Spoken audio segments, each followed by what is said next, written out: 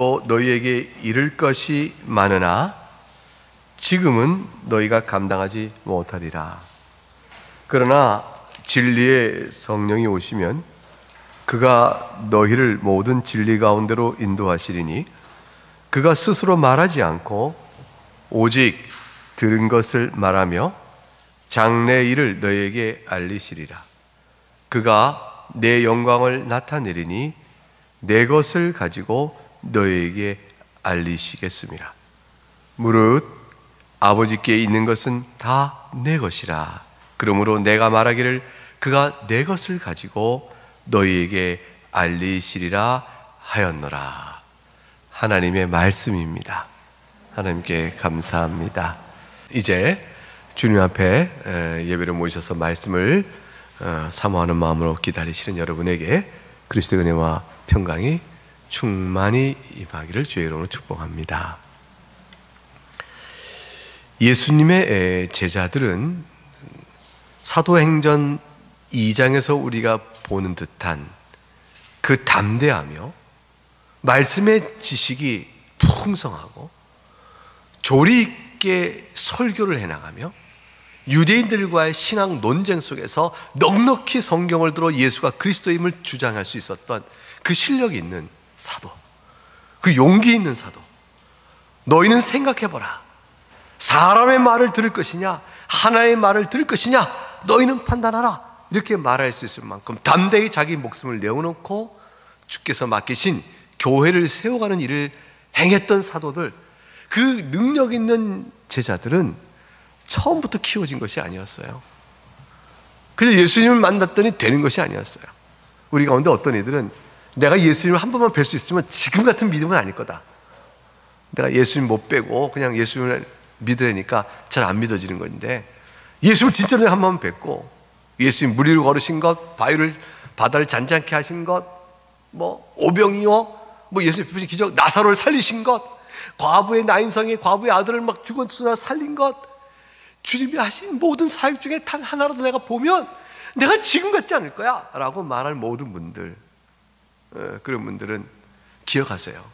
예수님의 제자들은 그 모든 걸 다 받고 예수님의 가르침을 직접 다 들었으나 지금 예수님이 떠나는 시점에서 그들은 여전히 연약했고 여전히 주님의 목양을 받아서 키워줘야 할 그런 자들의 상태로 있어요. 제자들이 그렇게 예수님이 십자가에 돌아가시기 전까지 잘 준비된 제자로 있질 못했습니다. 그들도 영적으로 강해야지고 성장해야 될 필요가 절실했고, 그들은 조금만 환난과 어려움이 오고 예수님이 닥치는 고난이 오면 같이 덩달아 흔들려 버릴 연약한 믿음이 됐으며, 어떤 면에서 보게 되면 진리의 확신도 그들은 지금 우리보다도 부족하기도 했던 것이죠.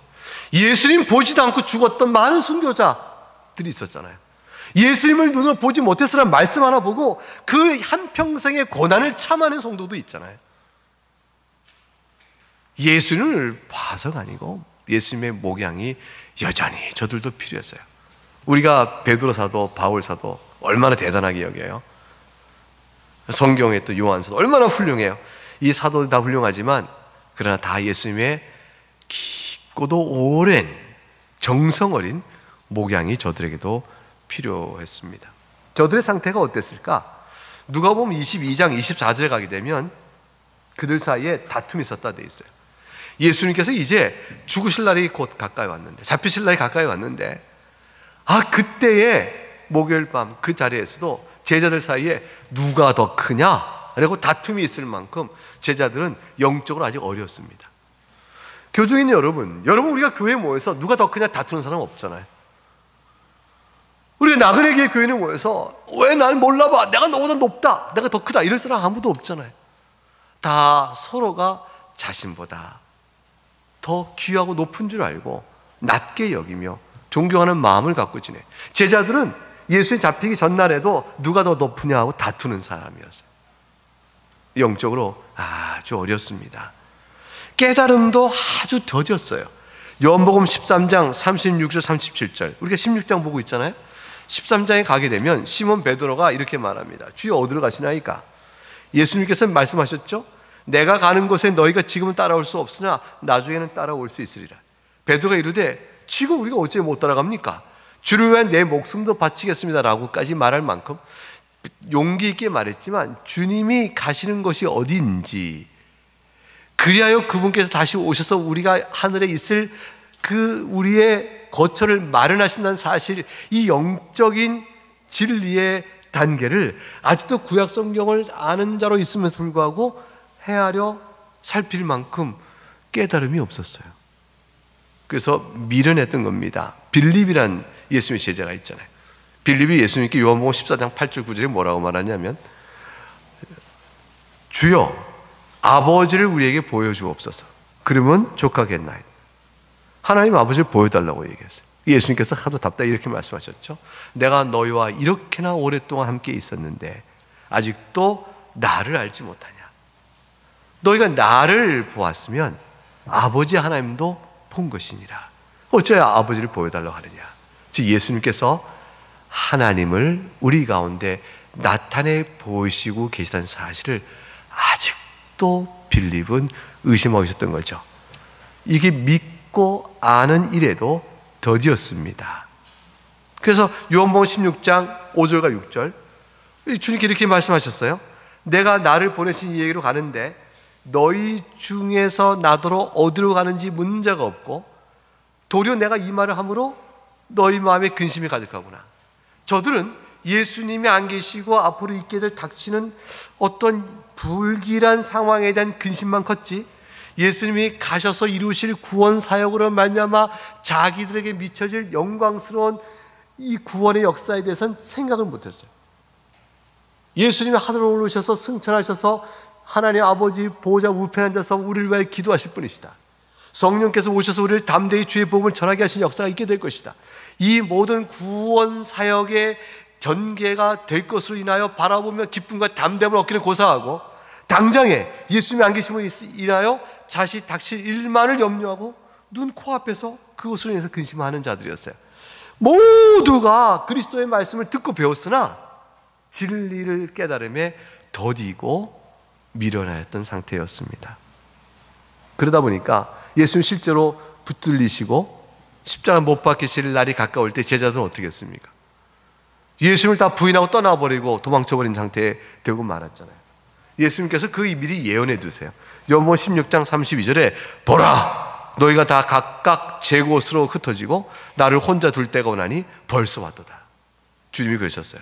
내가 혼자 있는 것이 아니라 아버지께서 나와 함께 계시니라. 마태복음 26장 31절 35절에도 똑같이 말씀하셨어요.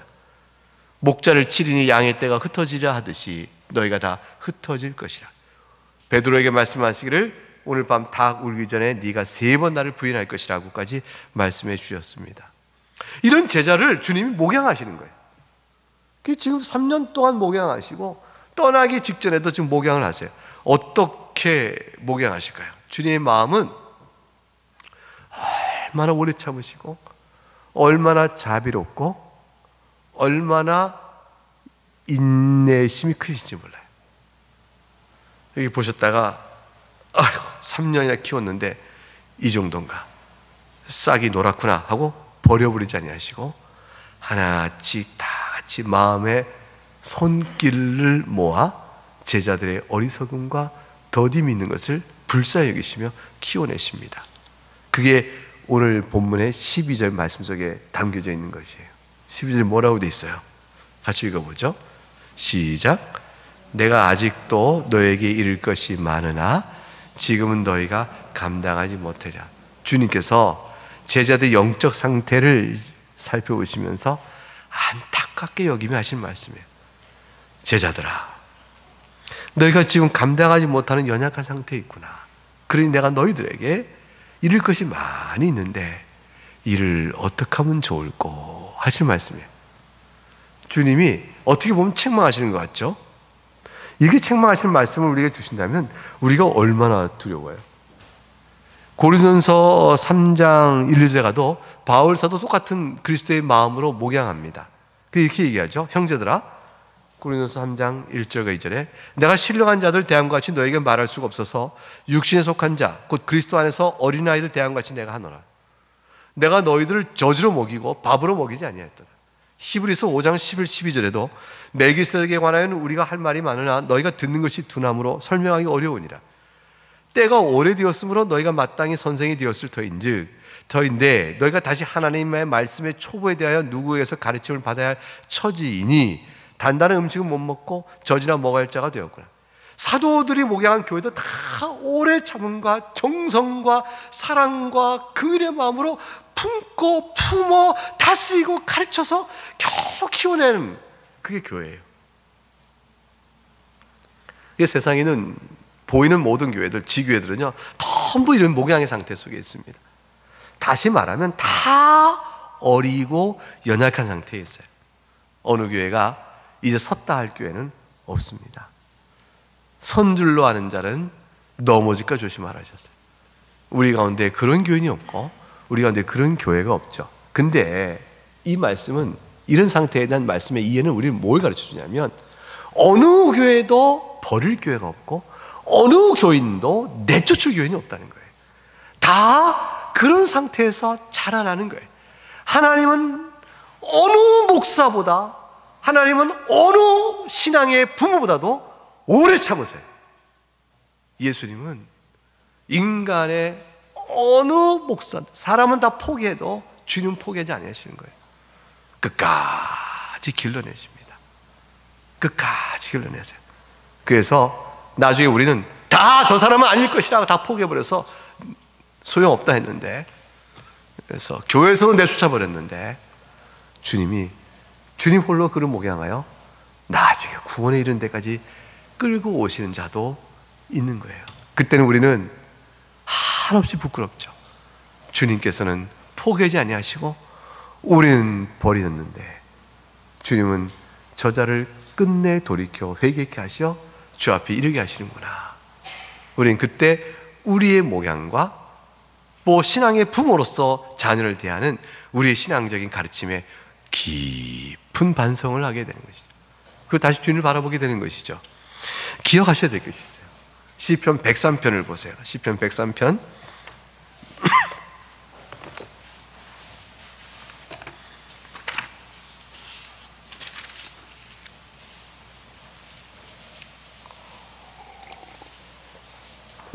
13절에서 18절까지 말씀,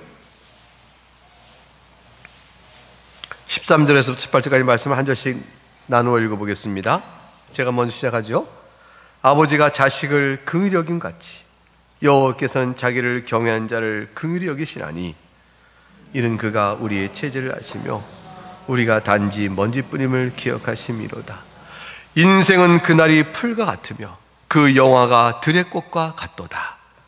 그것은 바람이 지나가면 없어지나니 그 있던 자리도 다시 알지 못하거니와 여호와의 인자하심은 자기를 경외하는 자에게 영원부터 영원까지 이르며 그의 의는 자손의 자손에게 이르리니 곧 그의 언약을 지키고 그의 법도를 기억하여 행하는 자에게로다. 하나님께서는 결국에 돌이켜 하나님을 사랑하게 만드세요. 그리고 하나님을 사랑하는 마음을 우리가 고백하도록 우리 이끌어내세요. 그리고 주를 사랑하여 하나님께서 우리에게 베푸신 긍휼의 은총을 우리가 고백하는 그 사람을 컬커버리지 아니하시고 우리를 마침내 영원한 생명으로 이끌어 가세요. 여러분, 우리의 가진 신앙은 우리 것을 주 앞에 드린 것이 아니고 주께서 우리에게 주신 것을 내어 드리는 거예요. 우리가 먼저 주 앞에 드린 자 아무도 없고 다 받은 은혜를 내어 드리는 것이에요. 그러니 주님께서 주실 자에게 주실 것인즉 주시는 그 일이 우리가 주는 것이 아닌즉 주님에 향한 목양은 결코 포기하는 법이 없으신 것이죠. 그래서 그것을 가지고 불가항력적 은혜라 하셨어요. 하나님께서 선택한 자를 반드시 구원해 내시기 때문에 우리의 눈으로 판단할 것이 아님을 알게 되어집니다. 제자들 가운데 주님께서 연약하지만 우리가 지금 다 연약하잖아요. 여러분 생각해 보세요. 만일 주님께서 지금 질문을 우리가 거꾸로 하면 어떨까요? 너희는 지금 내가 너에게 전하는 말을 들을 만하냐? 내가 너희들에게 맡길 직무를 감당할 만하냐? 그 준비가 돼 있느냐? 얼만큼 믿음이 성장하고 컸는가라고 물어보신다면 우리 가운데 주여 내가 준비되어 있나이다. 이룰 수 있는 자는 누가 있을까요? 우리 가운데 준비된 자가 없습니다. 아무도 준비된 자가 없고요. 주님께서 일을 주시면 주님이 주시는 능력과 기회와 그 힘을 가지고 그냥 겨우겨우 하는 것이, 할 때마다 부족해요. 그리고 하는 모든 일에 주님 앞에 죄송해요. 주님께서 우리에게는 구할 것은 충성이라 하셨지 능력의 결과라고 말씀하신 것이 아니에요. 달란트 비유 속에서 말씀하신 것에서 5달란트 맡은 자에게도 보고자 하신 것은 충성됨 하나였고, 2달란트 맡긴 자에게도 보고자 하신 것은 똑같이 충성됨이었어요. 그래서 주님 앞에 그 마음이 어떤가? 주여 불쌍히 여기시고 도와주세요. 주님이 맡기시니 감당해야 될 터인데 이건 제가 할 수가 없어요, 주님. 그러나 주의 말씀은 진리요 전하여 가르쳐야 되기 때문에 이 일을 감당하는데 주님, 제가 그럴 만큼 지혜가 없고요, 그럴 만큼 인내가 없고, 그럴 만큼 그 일의 마음이 없습니다. 저는 못 참겠어요. 이러더라도 주님께서 붙드신 능력으로 하는 겁니다. 그래서 엉망진창인 것 같죠. 제대로 해낸 것 하나도 없죠. 그래도 세월이 가는 겁니다. 주님은 그 세월 속에서 오래 참으신 은혜 가운데서 택한 자를 불러다가 결국 믿음을 고백해가고 주시는 은혜대로 일하게끔 하셔서 2000년 교회사가 지금까지 온 거예요.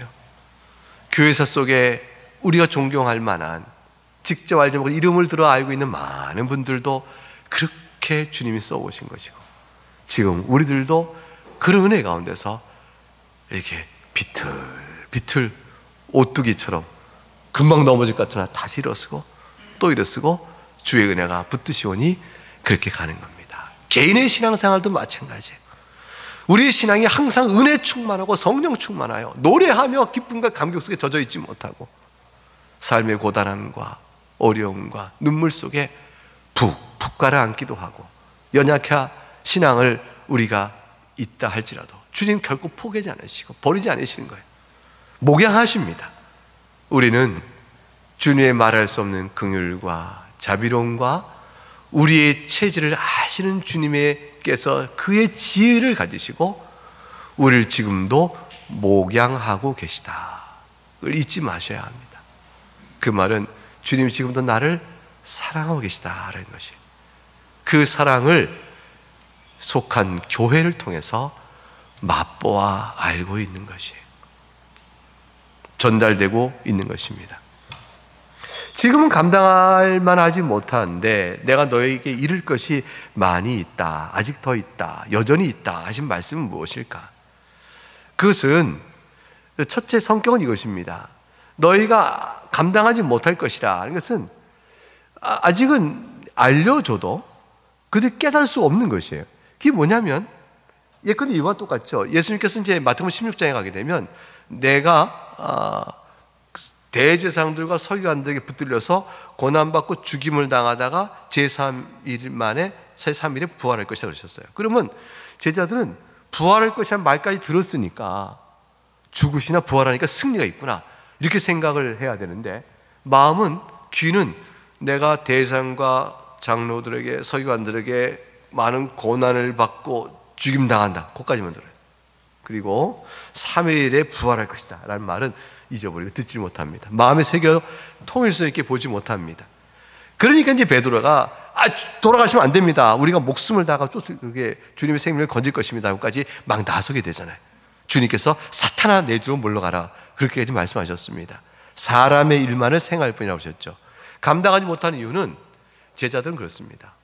우리는 약속된 일을 눈에 보기 전까지는 약속의 일을 근거로 하여 오늘의 수고를 하기가 어렵습니다. 그게 이제 우리의 연약함인 것이죠. 사랑하는 여러분, 주님께서 다시 오시잖아요. 그 새하늘과 새 땅을 이루실 거 아니에요. 그 영광된 아름다운 새 예루살렘에서 우리가 영원토록 주님을 찬양하며 영생을 누릴 거 아니겠습니까? 이 약속되어 있잖아요.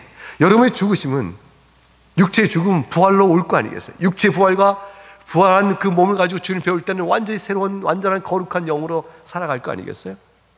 아니 여러분, 우리가 육신의 한평생 살다가, 이 짧은 한평생 살다가 죽으면 언제라도 부르시면 갈 것인데, 생명이 코에 있어요.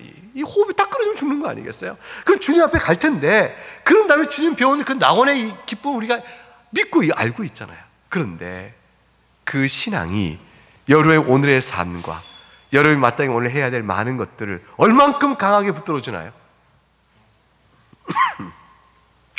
우리가 그날에 가게 되면 후회할 많은 일들을 지금 하고 있는 게 많이 있잖아요. 지금 생각해보면 주님 부끄럽고 죄송한 일도 많이 있잖아요. 그리고 회개할 일도 많이 있고. 살아가면서도 한 이렇게 골목길에서 꺾어지면 새로운 것이 있는데, 이렇게 보는 동안은 꺾어진 막혀진 골목 같아서 막혀진 골목이니까 내 인생 막혔구나, 나는 끝났다, 또는 괴로움과 좌절 속에 가는데, 가다 보니까 막힌 줄 알았는데 이쪽이 열려 있어요. 가봤더니 환하게 펼쳐진 광야가 열려 있는 거라고 생각해 보세요. 넓은 들판이, 푸른 초장이 있어요. 사람은 한 번만 가면 주님께 정하신 때가 있대, 열려진 길이 있는데, 우리는 미련하여 하나님 지혜 가운데 이끄신 걸 다 보지 못하죠. 슬픔과 괴로움과 낙심과 절망과 시험과 시련 속에서 많은 죄 가운데 있다가 그날에 볼 때, 그때서 비로소 주님은 과연 신실하시고 나를 붙드시온데, 내가 이걸 미리 알았더라면 전에는 그러지 않았을 터인데요, 이런 말을 우리가 할 것이에요. 그런데 주님께 미리 알려주지 않으신 게 아니잖아요. 다 보이시고 말씀을 주셨죠. 근데 우리가 약속을 희미하게 듣고 이루어진 일에 대해서는 확실히 아는 그런 연약한 자들이기 때문에 그런 겁니다. 제자들도 그랬어요. 주님께서 약속하신 내용들이 그렇게 많았어요. 내가 죽을 것이라, 다시 살아날 것이야, 성령을 보내실 거야, 그러면 너희가 담대히 일을 할 거란다. 그 약속한 내용이 참 많은데, 그 약속의 내용으로 인하여 저들이 담대하게 주님, 우리가 주의 증언자로 섭니다 라고 나서질 못한 것이. 우리가 그렇습니다. 그러나 주님은 그런 자를 버리지 않으세요. 그리고 붙들어 주세요. 우리가 한평생 사는 동안 낙원의 일을, 영광의 때를 바라보며 사는 믿음의 줄기도 있지만, 마치 주님 그날 배울 것을 다 잊고 산 것처럼, 하나도 그 생각을 안 한 자처럼 살아가는 삶의 생활도 얼마나 많은지. 부활한 예수님을 보고 제자들은 죽으심의 슬픔과 고난을 다 잊어버렸죠. 그 성령께서 강림하실 때 저들은 담대한 일꾼으로 바뀌었습니다. 그리하여 주님께서 너에게 이를 것이 많다 하는 것은 성령이 임하여 이들이 행할 일들이었어요. 그게 뭐냐면 교회 설립과 관계된 거죠. 교회를 세우고 그리스도의 증언자로 외치며, 그래야 마침내 주께서 이루시기로 목적하신 바를 이루어가는 그리스도의 증인된 사역, 그를 통해서 여러분들이 경험할, 제자들이 경험할 놀라운 일들에 대한 말씀들을 아직 주님이 전해주신 것이 너무 많은 겁니다. 그래서 너희가 오히려 나보다 더 큰 일을 하게 될 거다 라고까지 말씀하셨던 바로 그 일들에 대한 양상들, 그리고 예언들, 장차 있을 일, 이 모든 것들을 다 말해주고자 하신 것이죠. 우리는 이 일을 알아요.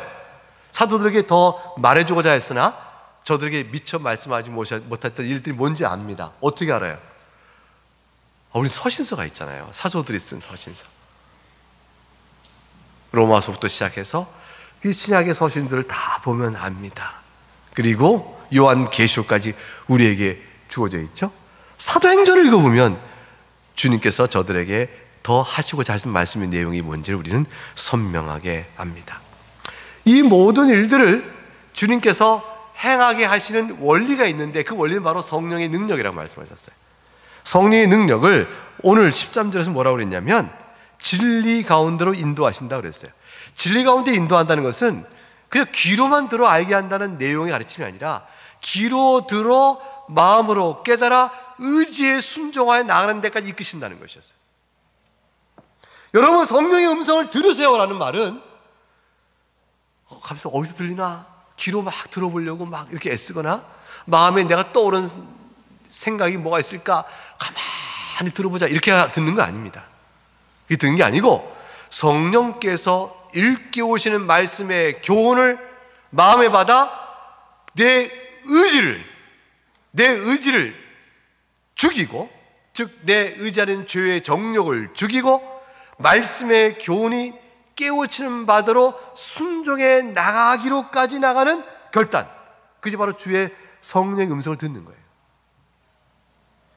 여러분 심령 속에 성령께서 말씀하신 바를 들으십시오라는 말의 표현은 매우 추상적인 말인데, 구체적으로 말하면 지금 여러분이 들은 이 선포된 말씀의 교훈이 여러분에게 무엇이라고 말씀하며, 그것 때문에 여러분은 지금 어떻게 변화해야 되며, 어떻게 책망을 받아야 되며, 어떻게 권고를 받아야 되며, 어떻게 위로를 받습니까?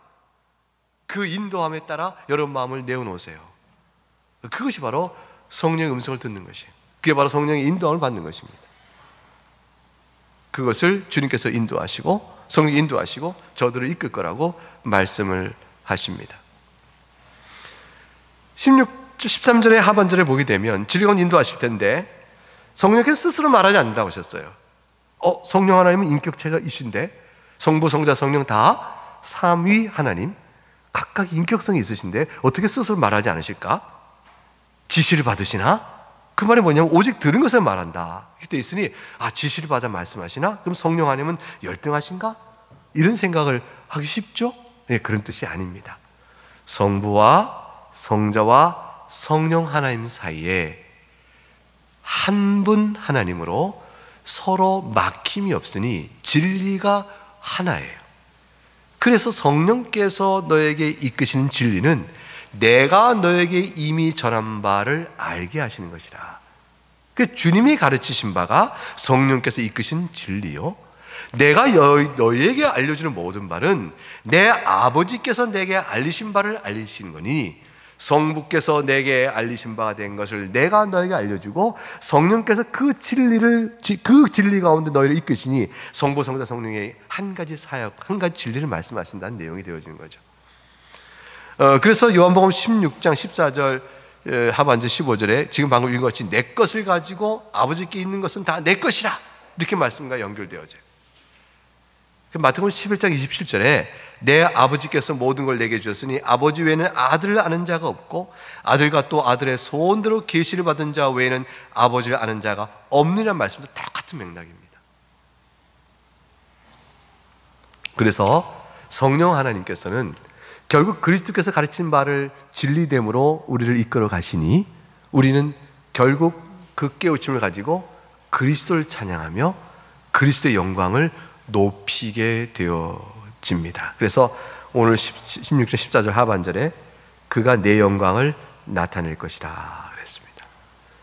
그래서 그가 13절에 그가 스스로 말하지 않고 오직 들은 것을 말하며, 그것과 14절 하반절에 내 것을 가지고 너에게 알리시겠습니다. 15절 무릇 아버지께 있는 것은 다 내 것이다. 그러면 내가 말하기를 그가 내 것을 가지고 너에게 알리시라 하신 말씀은 다 같은 말씀이에요. 성부, 성자, 성령 사이에 진리의 하나됨이라. 그 진리 하나됨은 다 어디로 모아지죠? 약속된 그리스도를 말하고 있고요, 과연 그가 때가 참에 이 땅에 오셨다는 걸 말하고 있고요, 그로 말미암아 그리스도께서 가르치신 것과 행하신 것이 무엇인가를 계속해서 말씀하며 다시 오실 그리스도를 말씀하시니 신약과 구약 성경에 다 담겨져 있는 것입니다. 그 신구약 성경 안에 이 모든 것이 진리의 성령께서 우리를 인도하시는 바로 그 내용이에요. 그래서 여러분 신구약 성경 외에 더 하실 것이 없어요. 평생에 기록된 성경의 말씀을 아는 것이 여러분의 유일한 기쁨이요, 유일한 자랑이요, 유일한 지혜가 되어집니다. 이거 외에 다른 것이 없게 되어집니다. 그러므로 예수 그리스도께서는 아버지의 영광을 나타내고 성령께서 그리스도의 영광을 높이시며 이 모든 걸 알게 하신 성령께서 바로 아버지의 영이요 그리스도의 영이심으로 성부, 성자, 성령 삼일체 세 위격이 다 영광을 받으신 일들이 예수 그리스도 중심적 교회를 통해서 나타나게 되어지는 것입니다. 교회는 성령의 전이요, 교회는 그리스도의 몸이며 결국 아버지를 예배하는 그것이 되어지는 것입니다. 그래서 요한복음 17장 4절과 5절에 이렇게 주님이 말씀하셨죠? 요한복음 17장 4절과 5절 한번 읽어볼까요? 같이 읽어봅니다. 시작.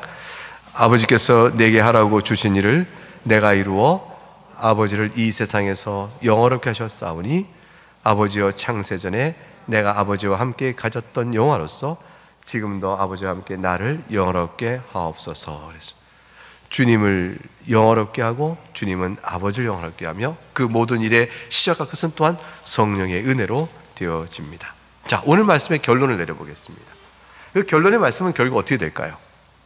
예수님께서는 그의 택하신 백성을 반드시 그리고 끝까지 목양을 일구어 성공해 내십니다.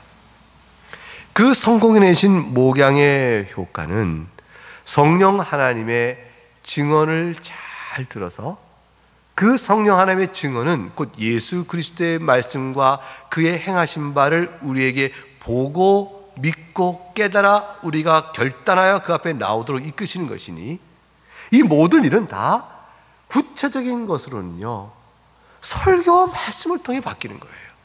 하나님의 말씀의 선포 사역에 성령께서 하나님의 말씀을 선포케 하심으로 그 들은 말씀이 지금 여러분 심령 속에 전해지고 있는 것이에요. 지금 성령께서 여러분을 진리로 이끄시고 계신 거죠. 다른 데 있는 것이 아니에요. 이 말씀 가운데 과연 그러하옵습니다 라고 여러분 말씀 앞에 동의를 이끄셔서 선포된 설교의 말씀이 여러분을 성령께서 진리로 이끄시는 그 역사이니 인도함을 받아 여러분 마음이 바뀌어져 나가는 거죠. 그러므로 과연 우리 가운데 은혜로 오래참 역사하시는 하나님 주 예수 그리스도의 목양을 경험하게 되는 것이 한평생 그 교회 나오는 일이 그렇게 중요한 것이 교회 안에서 예배하는 일이 그토록 소중한 것입니다. 흩어져 있어도 영상으로도 꼭 예배를 절대 놓치지 않아야 하는 것이에요. 흩어져 우리가 만일 코로나19가 더욱더 기승을 부려 도무지 무엇이 못하고 모든 정치, 경제, 사회 활동이 전부 봉쇄가 되어져서 일체 집 밖에 아무도 나오지 못한 상황이 일체 돼버린 상황이 되더라도 그러더라도 말씀 앞에 나오는 이 음성을 듣기에 힘을 다해야 하는 것이에요. 이게 그리스도께서 여러분을 끝까지 구원에 이르게 하시는 목양의 활동이요 성령께 여러분을 진리로 이끌어 가신 일의 방편이기 때문에 그렇습니다. 그래서 말씀의 선포 사역에 온 마음을 다해 집중하여 들어야 합니다. 속상하고 아픈 것은 주께서 제자들을 목양하듯이 지금 여러분을 목양하시는데 영상 예배 드리다 보니까 말씀을 못 들으세요. 이곳에 있으면 사적 행동과 관심을 떨치고 예배에 집중하려 했을 텐데 영상 앞에 있으니 여러 잡념과 생활의 예배에 방해되는 일 속에 그냥 무너져 버리게 되는 일이 많아요. 예배의 시작과 끝이 없고 시작은 했나보다 하다가 설교 때 되면 들어와 앉았다가 중간에 일어서고 나가기를 여러 번 하게 되죠. 아이가 있으니까 애가 보채니까 어떻게 이 아이를 예배 중에 1시간 동안 단속해낼 힘이 없으니까 아이들에서 가정 안에서 영적 질서를 세운 일에 무뎌져서 함께 예배하는 일조차 아이들의 마음을 단속할 만한 부모의 영적 영향력이 없었던 것이죠. 이 모든 게 다 드러나는 거죠. 점점점 느슨해지기 시작하는 것이죠. 말씀을 찾아서 그러면 듣기라도 해야 되는데 그일조차 못하면 나중에 어떻게 될까요? 예수님의 목양의 모든 일에서 멀어져 가게 됩니다. 그럼 영적으로 황폐해지고 결국 느슨해지고 약해지고 그러면 시험이 들면 실축하여 진리를 벗어나며 생활에 어려움을 겪게 되어지고 오랜 고생 끝에 택한 여러분을 주께서 마침내 불러내실 텐데 신앙 안에 주를 영화롭게 하고 영원토록 그를 즐거워한다는 것을 맛보지 못하는 시간들을 보내게 되어지는 것이죠. 사랑하는 여러분, 그러한 우리들을 예수님이 불쌍히 여기시는 겁니다. 지금 우리의 형편을 아시는 거예요. 지금 코로나19로 인한 벌써 2월부터 시작하면 몇 개월입니까? 2, 3, 4, 5, 6, 7, 8, 9 8개월 8개월 넘는 긴 세월 동안에 우리의 형편과 처지를 아시는 예수님께서는 지금도 우리를 목양하고 계세요. 어떤 형편에서 주님은 수고하고 계십니다. 하늘에 계신 예수님께서는 그의 영을 보내셔서 절대 쉬지 않고 지금도 일하고 계세요. 여러분, 그 주 예수님의 일하심을 여러분 느끼고 계세요? 그걸 인지하고 계세요? 알고 계시나요? 여러분이 그 마음속에 진리의 영으로 인도함 받아 주의 영광을 바라보고 있는 믿음의 고백이 왕성하면, 그것이 살아 움직이고 있으면 과연 여러분은 지금 주님의 일하심에 동참하고 있는 것이 되어진 것이죠. 그렇지 못하다면 주무시고 계신 거예요. 주님은 여러분을 흔들어 일깨우시려고 일하고 계신 것을 잊지 마시기 바랍니다. 이 말씀이 여러분 모두에게 큰 은혜로 역사하길 주의 이름으로 축복합니다.